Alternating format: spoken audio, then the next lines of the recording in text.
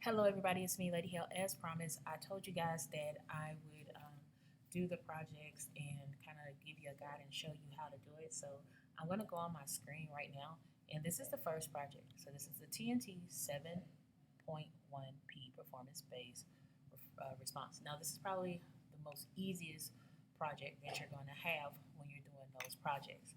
So obviously, I turned it in. I passed it. So I'll link this as well in the video description so you can use it as a guide. Don't copy it exactly what I did, but the point is to use it as a guide and do it your way, right? Because of course I'm getting certified. I'm getting certified in SPED. So you might be getting certified in something else. So the little difference might be different. But here it really doesn't kind of matter what what you're getting certified in. What really matters is how you communicate. So this is designed to make sure that you know how to professionally communicate with a person. So it gives you the task, and the task here says read the instruction below in both scenarios. Okay, it's telling you it's asking you it's a answer to three questions at the end of the scenario in which you identify the behaviors, if any, that you believe violate standards in the Educator Code of Ethics. You must cite the standard of Code of Ethics using the letter and number and exact language.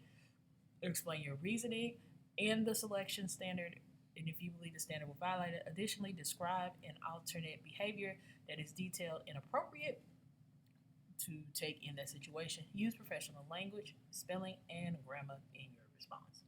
Okay, so it gives you a scenario right here. So the first scenario is and it has the scenarios, I believe, on there. So let's go to the board, that thing right there. Let me go to the board thing.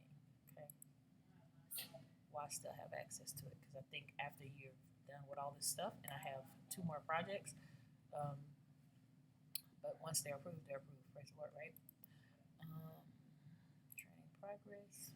Okay, let's go to required courses. Okay, so y'all see, I just turned these in today.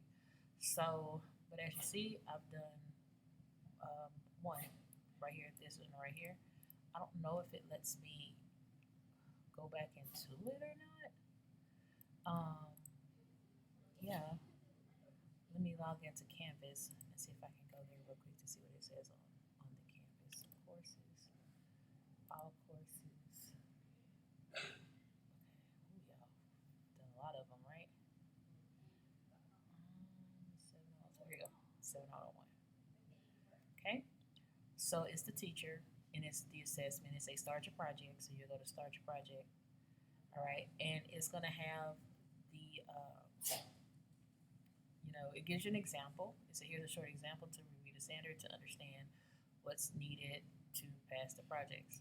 So here's the materials needed. All right. So the material needed would be this here, which is the thing. Okay.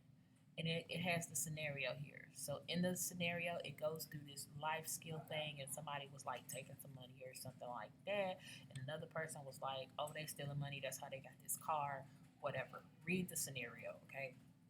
And then it's gonna ask you identify the behaviors, any which standards, and then it asks the question: should Mr. Moore or Ms. Summers have handled it differently, etc. It gives you the scenario too. Just go through and read it about the social media, all that stuff like that. Go ahead and read it. You have that too. And then the last one is the effective communications with parents. And, it gives you all this stuff, right? So you just go through and read it. Once you have gone through and read it, here we go. Oops. Once you've gone through and read it, now you're going to answer the question. So I answered the question, and I put after reviewing the percent after reviewing this scenario, there was a professional standard that was violated. Two, ethical conduct towards professionals, standard 2.1. The educator should not reveal, and I went in there. I went to the standard, put it on there. The student was violated by Mrs. Summers. She begins to say that Mr. Moore drives a very expensive car, which suggests that Mr. Moore is stealing money from the Life Skill Fund. Mrs. Summers suggesting what uh, Mrs. Summers suggesting would cause the other teacher to draw a conclusion in an indirect way, though she does not know all of Mr. more expenses and what he's able to afford. If miss up, and then of course I put the solution, all that. So you have that there. Then you have scenario number two, the response. Okay. So in scenario number two, I put the following standards again. All right. The following standards were violated, no matter the district. That you as a teacher should not accept any friend requests on any social media. This would also include their parents to keep the teacher and student boundary appropriate. So I put what was violated, I put a solution, etc. I went through the standard, found the standard. Simple. Task two, I read through the scenario. On this one, the parent is mad because the boy got detention for acting up, right? And so basically, you have to respond to the parent and say, look, this is what happened. Your son acted up.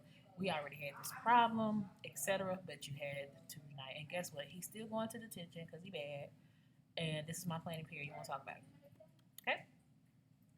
And so, task three, Miss Jeffries' action was inappropriate. She asked the student to bring. Was inappropriate. She asked the student to bring material. Um, that's something else. Okay, and then of course it's just a whole nother thing. So only thing you gotta do is just answer the questions and stuff like that, and that's really all there is to uh, uh, the project one. So I hope that helps you. If you have any questions, please put them below, and I'll be glad to answer them. Until next time, we'll talk later.